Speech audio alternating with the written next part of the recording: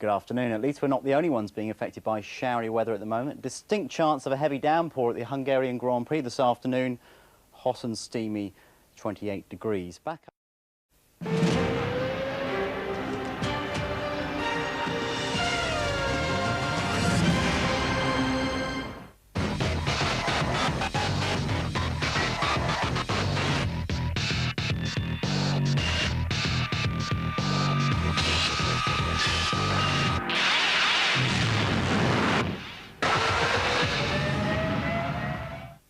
This is a terrific lap by Häkkinen, surely pole position.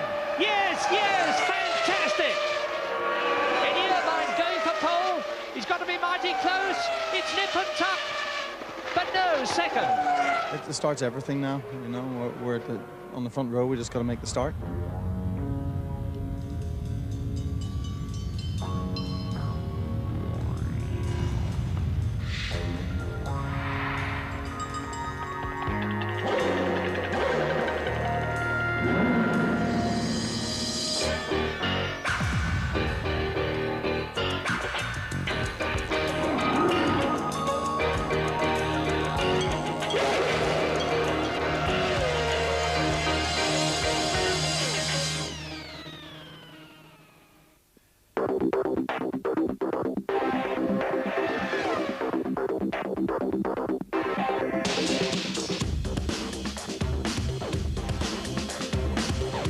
F1 sporthírek a Danubius Rádióban a F1 Hungary támogatásával.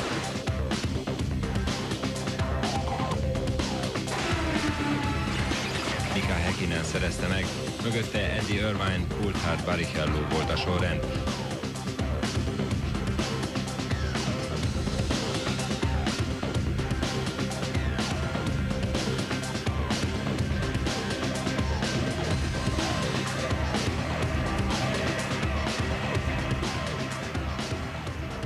It's a dust bowl.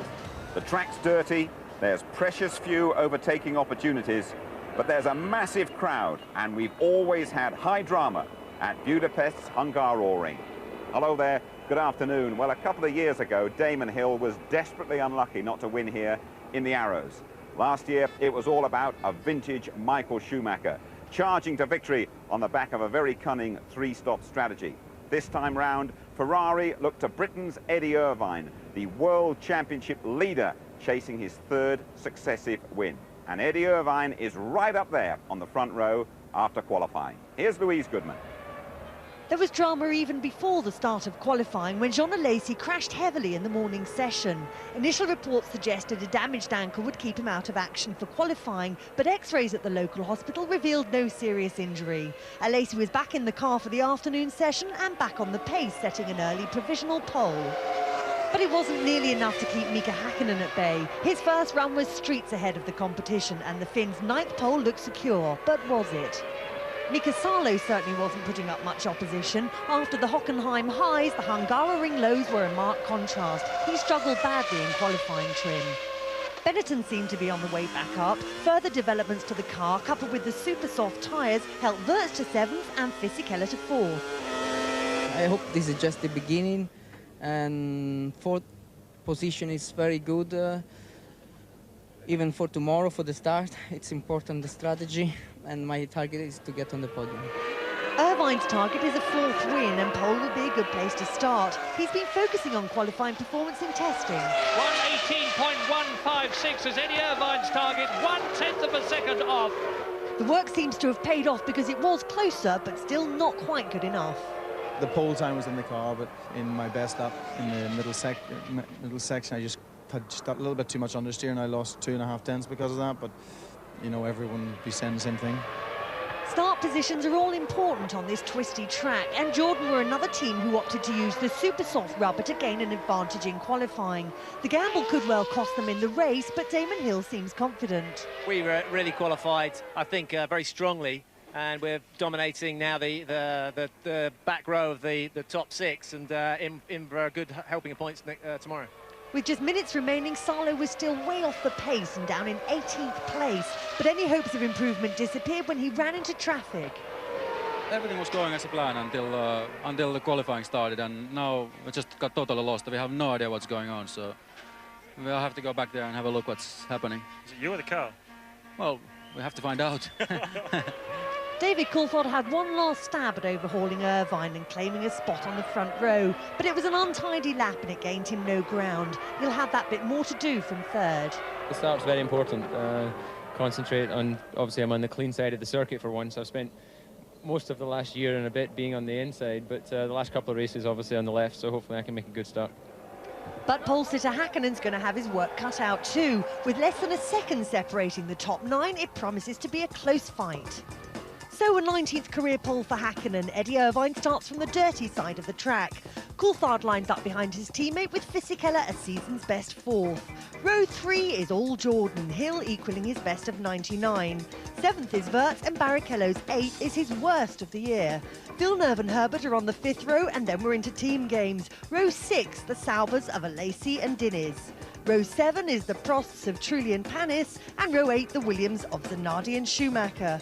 In 17th it's Zonta with Salo alongside. That's Ferrari's worst grid position for 3 years, but it's all too familiar for Badwa and De La Rosa and their teammates Takagi and Marc Genet. And hello there once again. We got a terrific position for our ITV studio, overlooking the pit lane and the finishing straight, and absolutely no sign of those showers you had in your forecast either. My old co-driver, Tony Jardine, is with me. A pivotal race, this one, Tony. Well, Häkkänen's 8 points behind, and after Hungary, there's just 5 races left. They really have to stem the tide of Ferrari, because if Ferrari get this little cushion, that could well shape the future of the championship in Ferrari's favour. Now, Häkkinen is admitting to being nervous. He says, I've got to keep cool and get points. But, I mean, they thought perhaps it was going to be easier than it was. Ron Dennis says, look, this sport isn't for the faint-hearted. They dare not fail. No, they must win. Okay. And so then we brace ourselves for another McLaren-Ferrari battle. Who needs Shui? Ferrari could well be saying. Eddie Irvine scored an incredible 26 points since Michael Schumacher crashed out at Silverstone. But as for Mika Häkkinen, just 4 points from a possible 30. The view from both camps now, starting in the red corner at Ferrari with Louise once again.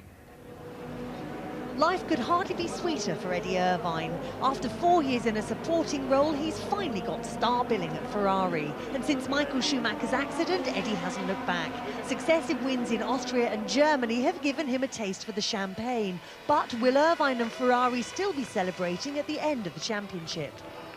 I think we have a chance. I think McLaren probably have the upper hand. They have a bit of a faster car, but to be honest, it's a lot faster in qualifying than it is in the race. If you look at the times from any of the previous races, they're not really that much quicker than we are. They're a little bit quicker, but really, we're in there, and we just got to make sure we don't make mistakes, and that's what we've done since Michael's accident. We haven't made any mistakes, and we got to continue doing that and hope they continue, you know, having their problems. But at the same time, you know, whenever we need to push and do the lap times, I think we can. Do you feel like you have the support of everybody at Ferrari? I think I do now. Obviously, you know, Michael, they were hoping Michael maybe be back for this race, and it was still a toss-up to see who was going to be given the, you know, the treatment to go for the championship. But now that he's not back here, and there's a good chance I'm going to score more points this weekend, then everyone's sort of swing, because really the people at Ferrari want to win the championship. You know, they don't want to win it with Michael, they don't want to win it with me, they just want to win it. Obviously before they felt their best chance with Michael, so they supported Michael. Now their best chance with me, so they're supporting me. A fact which was graphically illustrated at Hockenheim when Salo was ordered to let Irvine through. But Eddie still doesn't enjoy the same close relationship as Michael Schumacher with Team Bosch Jean Todt. Michael and him are maybe more friends than I am a friend of Jean's, but I see Jean more as a father figure. You know, there's no problem between us, but he is my boss, and I think typical Irish, we rebel against things like that. He's very strong in his head, very mature, very professional, even if sometimes people think that he's just a bit playing around, but he's very focused on his job, and the team is giving him a big support. So, I mean, all together works well. Michael Schumacher's anticipated return at Monza will see Ferrari back to full strength and add another dimension to their wheel-to-wheel championship battle with McLaren.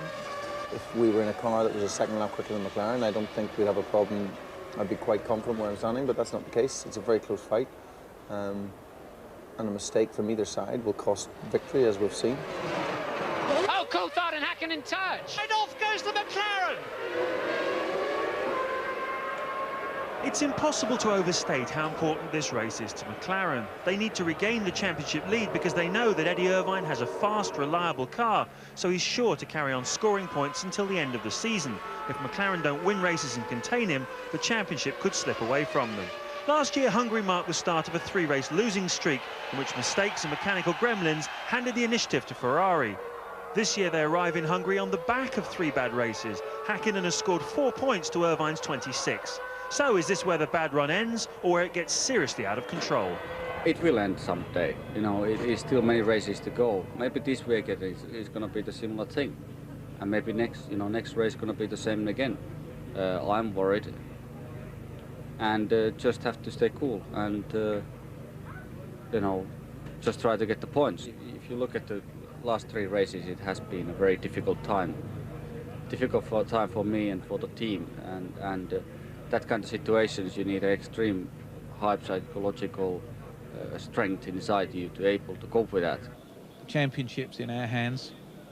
I don't dispute for 1 minute that Ferrari's had the results, but they've been very much the result of our mistakes as opposed to their success, and of course that makes it a little bit more difficult to accept. I think now I'm hungry again and hungry to fight, and I think situation where we are now, being second on the championship, I feel more challenged. I think this is more exciting. Hopefully the situation just won't continue too long. There's a degree of destiny, you know. It's hard to imagine he's going to finish all the remaining Grand Prix, but we're certainly not going to rely on it. And if we have to win, you know, more races than him in order to win the World Championship, then clearly that's our objective. To retake the championship lead, Hakkinen needs to win today with Irvine lower than 5th. After 11 rounds last year, Hakkinen had a 16-point lead, and yet the championship went down to the final race. This year, he's 8 points behind after 10 races, and though most Formula 1 insiders believe Hakkinen will prove too strong for Irvine, he's certainly not making it easy on himself. Still, it's great entertainment. Absolutely right, James. So now Hakkinen has to play catch-up. Irvine's got an 8-point cushion. Frentzen has scored in the last 4 races. Michael Schumacher hoping to be back for Monza next month, but I'm not so sure. Coulthard needing points today, and Ralf Schumacher with it all to do from 16th on the grid. And Ferrari pulling clear in the constructors. It's worth pointing out McLaren's last win round this place was Ayrton Senna back in 1992. And Jordan looking to Frentzen and Hill to consolidate 3rd place. Benetton with Fisichella and Wurz in the top 7. OK then, let's sample a flying lap of the Hungaroring. Those corners really sap the driver's strength. You need a high downforce as well. The setup very similar to that used at Monte Carlo. Here's Martin Brundle talking you round and at the wheel, the world champion and today's pole sitter in the 98 McLaren. We're on board with Mika Hakkinen in the McLaren here in Budapest, down the short pit straight up to 180 miles an hour. Turn 1 is unsighted, sweeping downhill, brake late, down to 3rd gear, just 80 miles an hour. Follow the white line around the inside, it's bumpy. Now power on a short straight, but already up to 140 miles an hour, braking into 2. Hakkinen's foot bouncing around on the throttle pedal over the bumps. Turn 3 should be flat out, now building up to 175 miles an hour. Turn 4 is just on the crest of this hill. A little bit of curb on the inside, using the road on the outside into 5. It's a long, long right-hander, 140 miles an hour on the exit, and a short straight into 6 and 7. A 60-mile-an-hour chicane. Look at all the curb on the inside, bouncing off the curb on the way out. Now 8 and 9, very slippery. Hakkinen choosing the curb on the way in. A lot of understeer, look, can't get it into 9. 10 is 140 miles an hour, don't lift the throttle. Down 1 gear for 11. 110 through the apex. A little bit downhill now towards 12.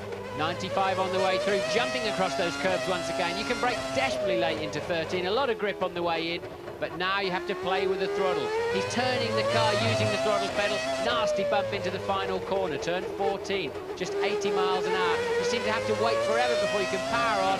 Once again using all of the curb. Isn't it a frantic lap? And there we are. David Coulthard, quickest in warm-up this morning. Mika Hakkinen fractions of a second behind him. Half an hour to go to the off, and the pit lane right behind us has just been opened. Now then, Tony, it's a mucky old place to get your motor around here, isn't it? Well, it's a very little used circuit, in fact, and as we've said, there's a lot of dust swirling around the place. It's very tight, it's very twisty, and if you look at Mika Hakkinen here, he's trying to stay on the racing line because that's the only bit that's nice and clean. If you go off the line like Mika Salo here did in qualifying, this is what happened. Across the dirt and the debris which gets dragged onto the track and all little stones. Now look at Hakkinen, much neater there than Alesi, who's climbing over those serrated edges of the curbs. You've got to look after the tyres, you've got to protect the underside of the car. Now this is the tungsten skid plate, 400 pounds worth, from the centre of Damon Hill's racing car. They've got to look after it. You can see all the scratch marks on it. They're going over the curbs, they're going over the debris. This will be a race of attrition definitely here. Very hard work, eh, Tony? Very hard work indeed, very difficult for the cars to pass as the tension builds, the crocodile of cars all building up. Thank you very much indeed, Tony. Well, when you rejoin us, it's going to be time for Martin Brundle's Formula One driving school. The start here is going to be absolutely crucial, and you can find out why the Grandma supermarket start often pays dividends. We'll see you shortly.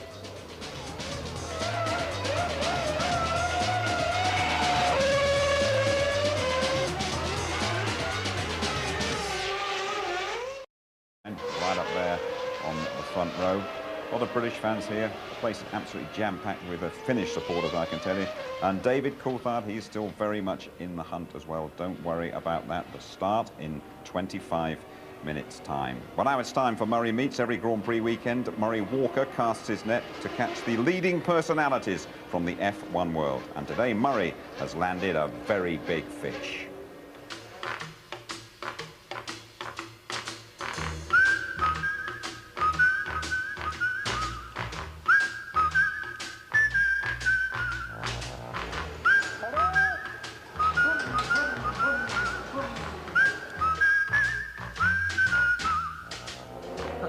Bernie Ecclestone. Those two words command total respect in Formula One because he is the man.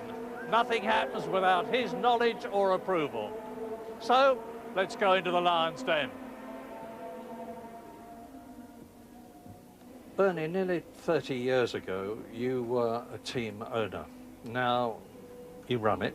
You've transformed the sport. You've made it into a fast-moving, high-stepping, tremendously watched on television sport. Are you happy with it? Yeah, I'm happy with the way it's gone. I mean, 30 years, are you sure? Yeah. I must have been about 12 years old when I had that team. Just seems like it. I can't remember that. Just seems like it. Yeah, exactly. Yeah, I think everything's working well. It looks good. We're getting good viewers everywhere and everyone seems happy. Well, tell me, at that time, Bernie, why you? You were one of several team owners. You didn't own the biggest and the most important team, but you were the chap that bobbed to the surface and took over. What was happened before the Civil War, actually.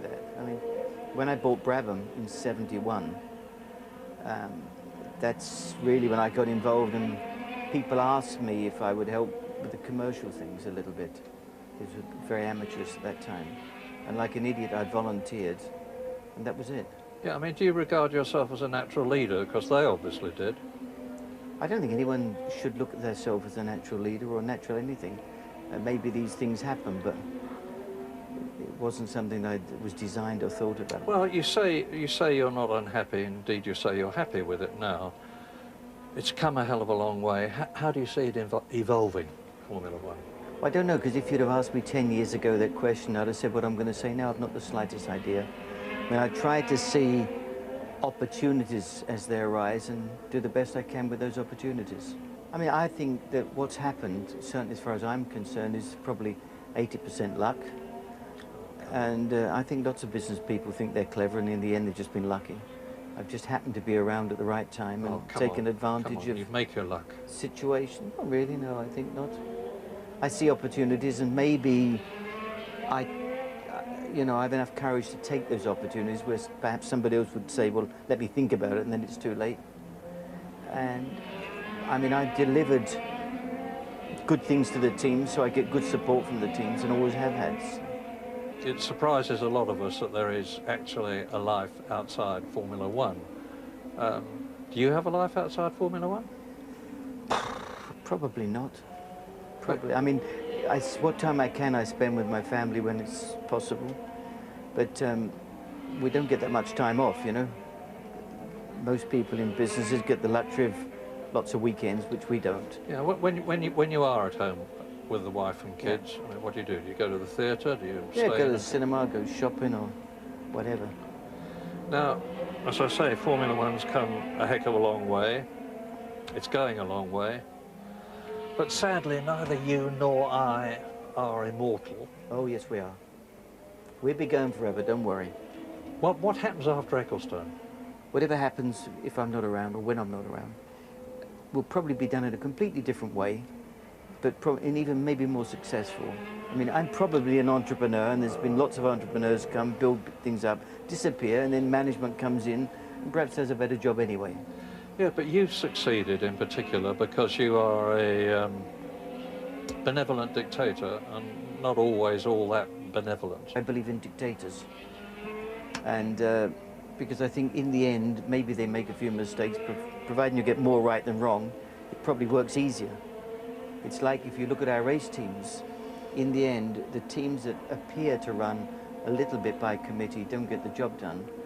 The ones where they make decisions while they're running win races. There is all sorts of talk all the time, not just the latest rumour, that you're going to be branching off into other areas. You're a man who's interested in making money. No, not true. Not true at all. I try to help in other forms of motorsport where possible and try and get it off the deck and get it running properly, but as far as the other things, no. You've just been on a holiday on your yacht. Can you switch off? Providing I've got a fax and a telephone, yes, no problem.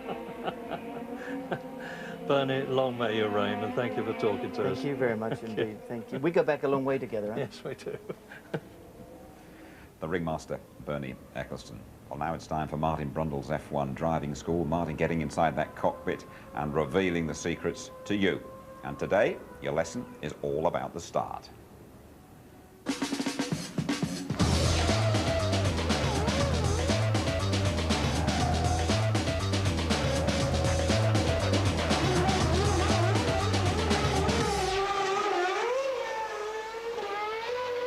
Welcome to the grid here at Silverstone.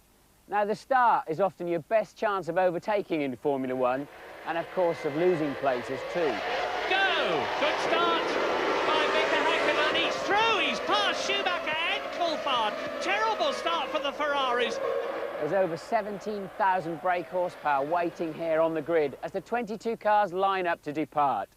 It's a technical procedure, and as ever, not quite as straightforward as it first seems. I'm coming onto the grid now, down to first gear. Take neutral. There's my number on the side of the racetrack. There's where my grid slot is going to be. Pull in towards the white box. Line the front tyre up with the yellow line. Basically, there's three ways of getting these cars off the line. The first one is what I call granny leaving the supermarket. Minimum revs, minimum wheel spin, and unfortunately a big chance of stalling the engine. But believe me, it's the best way of getting one of these cars up to speed. Okay, we're waiting patiently on the line. The first red light is on. So I pull, I'm in first gear. The lights are building up. I'm going to put some revs on. Everybody around me is going crazy. And just a tiny bit of wheel spin. Heading down to the first corner cautiously with cold front tyres. Let's watch it again. I'm holding the clutch down with my left hand, about 5,000 or 6,000 RPM. Release the clutch gently now, just balance a small amount of throttle. Now watch, I short shift into second gear with the right hand and floor the throttle. Option 2, the Boy Racer. All the revs on the rev limiter, drop the clutch, spin the wheels, 50 quid's worth of rubber on the racetrack. Looks good, feels good, sounds good, but it's not the best way. Clunking into first gear, there it goes. Putting about 14,000 RPM on the engine. Drop the clutch violently, the rear tyres light up. What a hooligan on the rev limiter. The engine builders hate me as I head down to Cox. Now watch it again. Right foot on the throttle, left foot gently holding the car on the brake. Swap the pedals over. Look at those rear tyres working overtime. I'm having to correct the car even though it's in a straight line. Finally, the option they all have to take in the end, the control freak approach.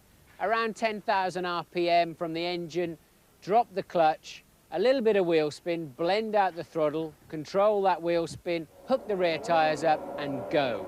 It's the best way in the end. I take first. Yes, I've got first. Trying to put 12,000 revs on. There's the lights. Are we ready to go? There's a nice little bit of wheel spin. Control the throttle. So I didn't take too much out of the rear tyres or the clutch. I'd install the car and we got away well down to turn 1. Let's look at it in slow motion replay. Granny versus Boy Racer and the control freak. Getting away well. Look how hard I'm working at the steering wheel of the Boy Racer car. Granny and control freak doing well. Let's see who gets to the first corner first. Look at the right-hand front tyre. There's a red mark on the curb. Granny is the winner, closely followed by control freak. Well, that's the right way to do it, but it can very easily go wrong. It's a very delicate operation. Into first gear. Yes, I'm happy. Have I got enough revs on? Everything's going crazy around me. Oh, no. You may say, how can these highly paid drivers stall their engine? I don't do that, but it's surprisingly easy to do in a Formula 1 car. An F1 engine has very little torque and inertia at low RPM. This is a normal start, drop the clutch, and the engine just dies. If you do stall the car on the line, you're torn between two options, sticking your hand out of the cockpit to warn the other drivers, or burying your head and waiting for the impact. But there's even more to this starting business than that. There's so many other factors. How hot is the track? How sticky are your tyres? How much downforce are you running? How much fuel have you got in the car? Is it on an uphill slope or a downhill slope, the start line? You just have to get a feel for it to get it right. Martin's Grid Walk coming right up. More information on the ITV website. If you've got any comments to make, that is our email address. 15 minutes to go to the off of the Hungarian Grand Prix then. Mika Häkkinen, the odds-on favourite. It's always a battle of wits, this one. An afternoon of strategy. Last year, you might remember, Ross Brawn's three-stop plan and Michael Schumacher's magnificent surge won the day for Ferrari. McLaren will surely be ready this time. More on that from James. It was the most celebrated switch of tactics since Nelson at the Battle of Trafalgar, and equally effective. But it was born out of necessity, as Michael Schumacher got stuck behind Villeneuve on the first stint. That's the problem with Hungary. Traffic can seriously damage the health of your race strategy. The computer simulators all say that 2 stops is the way to go here, and lap times in this morning's warm-up indicate that's what we'll see. The first stop should come in around lap 25 or 26, and they won't hang around. We talk all the time about the variables in a race strategy. Well, here at Hungary, the dirty side of the track at the start is a very big variable. It's extremely dusty in comparison with the side where Häkkinen is. This is where Irvine's going to start from, and yesterday in the Formula 3000 race, all the cars on this side of the track had big problems at the start, so Irvine can't count on being in front of either Häkkinen or Coulthard into the first corner. If his start is bad, watch out for Eddie trying a longer first stint, perhaps running as far as lap 30 before stopping. Any dark horses? Well, the 2 Jordans and Fisichella have opted for the extra soft tyre, which starts out slowly, but then gets faster and faster. Thank you, James. Let's go down on the grid and join Martin. Now then, Martin, who's going to use that old granny start today, then? I really don't know, but you've always got to respect your elders. It's clear to see, isn't it? Well, we're back on the grid. We bought a little sticker here off of Bernard Charles Ecclestone, and probably with the exception of my credit card, the most expensive piece of plastic in the world, I would imagine. But here we are on the grid. Can't show it to you because even Keith's not good enough to film his own camera. I remember back here in 1986, the first Grand Prix, the most amazing experience on this start line. We had 120,000 people. Don't worry, John, we'll cut that bit out of the programme. 120,000 people, and it was deathly, deathly quiet because they didn't really know what was going to happen next. So many people were here at their first Grand Prix, and you could hear a pin drop, and it was really strange to see so many faces and so quiet. They're not quiet today. A lot of Finnish people in the crowd, and apparently there's 82 planes, 82, there's a few Italians in the crowd as well, apparently. 82 planes from, no, buses from Finland, and 28 planes apparently. Now there's a I want to, Stallone says he'll talk to us, but I want to see Mika Salo quickly before he puts his, Keith, can you come across here? Am I too late to talk to you, Mika? No, it's okay. Okay, mate. Obviously difficult qualifying. I mean, you were the moral victor of the German Grand Prix, but this one's been a bit frustrating so far. It's sort of back to earth in 2 weeks. Yeah, well, that's the ups and downs of Grand Prix racing. What can you do from here? Well, just have a different strategy than everybody else in front of me, and just take it easy. Lots of cars will fall off. It's nearly impossible to overtake here, but I'm still in one of the best cars, so I should be able to do something. Yeah, it can't look better in the warm-up. I mean, 77 laps. Well, as you say, a lot of them are going to fall off, and you just got to pass one every 10 laps or something, yeah? I know, and we have a good race car always, and also the pit crew is unbelievable here at Ferrari, so I'm sure we can do something about it. Well done. When you've got a fantastic amount of fans here, so do something special for them. Good luck. He's a nice guy, isn't he? And I'm really jealous of him, not because he's a lot younger and a lot better looking than me, but because he's driving a Ferrari, something I never did in a Grand Prix, and I'm desperate to drive out of the pit lane with a red cockpit all the way around me and be in a Ferrari. Sylvester. Can we have a word? What's on my good side. On your good side? Yeah, you did tell me it's going to be your right-hand side. What's special about it? That one didn't get hit quite as many times? Yeah, okay. So what's happening with this movie? Well, it seems I was speaking with Bernie, and it looks like it'll go in April. What does that mean, go in April? Well, go in April means that we're going to first probably do all the preliminary shooting around the world at many of the races, and then choose a track where we do the special stunts, most likely in Hungary or Montreal. Good stuff. Who plays Murray Walker in this film? Robert Redford, I believe. All right, yeah, I guess that's understandable. I should have thought of that myself. But how are you doing anyway? We haven't seen you at Grand Prix for a while. It's been very good. I've been spending a lot of time writing, and I'm also preparing for another film I'm doing called Get Carter in about a month from now. So it's been a real full plate. But I do miss this, and what's been fantastic, I'm so glad the film wasn't done last year, because the drama that is taking place this year, I couldn't write it. You wouldn't believe it. So I told these guys, keep it up. I know you're just doing it for the movie. I know all this drama is just for the movie, so don't stop now. So you've got to find a new script that's even more exciting than this year's turning out. God knows what's going to happen today. I mean, it's like a great soap opera. And your tip for the race? Well, you know, I always go for the underdog. So, you know, it could be Salo and it could be Mecca. You know, it's going to be close. Thanks for talking to us, Sylvester. Have a good afternoon. Okay, I think it's probably a good time to go back to the studio. Well done down there, Martin. We have a clean side and a dirty side of the track, and the good side of Sly Stallone.